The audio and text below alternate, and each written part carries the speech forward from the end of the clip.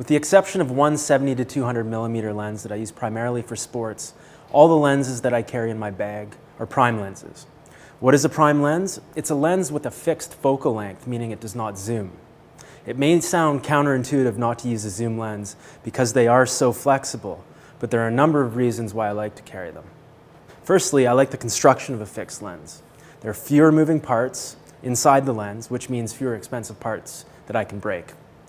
I would argue that the manual focusing mechanism is smoother than that of most zoom lenses. It certainly is after a zoom lens gets some wear and tear on it. Secondly, prime lenses are sharper. Inside of a zoom lens are groups of lens elements that move around. As a result, the sharpness of a zoom lens is affected at different focal lengths. It's just not as optically precise as a prime lens with fewer elements in fewer groups. Zoom lenses, especially entry-level lenses, are susceptible to things like chromatic aberration, distortion, as well as lens flare. Distortion is something you want to avoid, especially pincushion distortion in the corners of wide-angle lenses.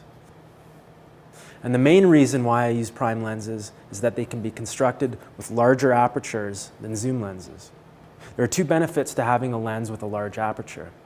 First, a large aperture allows more light into the camera.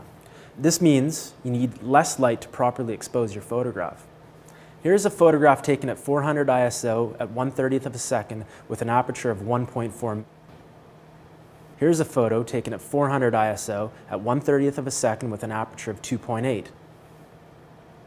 Since the maximum aperture of the zoom lens is 2.8, you would have to increase your ISO or decrease your shutter by one stop to properly expose the photo. Secondly, a prime lens with a large aperture allows a greater range of depth of field.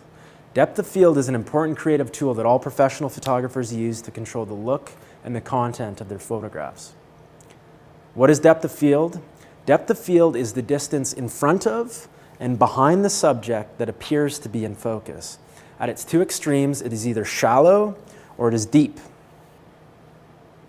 Here is a photo taken with a 50 millimeter lens at 2.8. Here is a photo taken with the same lens with a larger aperture of 1.2. Notice how much less is actually in focus. Prime lenses are not as flexible as zoom lenses. A full kit of fast lenses can get pretty expensive as well. There are, however, a number of advantages to having something like a 50 millimeter 1.2 in your bag. To make the most of your fancy new high-resolution sensor, pick up an optically precise prime lens with a wide aperture. You will have another tool in your bag and a well-built piece of gear that could last decades. Watch the next episode of MasterGlass to learn everything you need to know about controlling the large aperture of a prime lens. For thestar.com, I'm Lucas Oleniuk.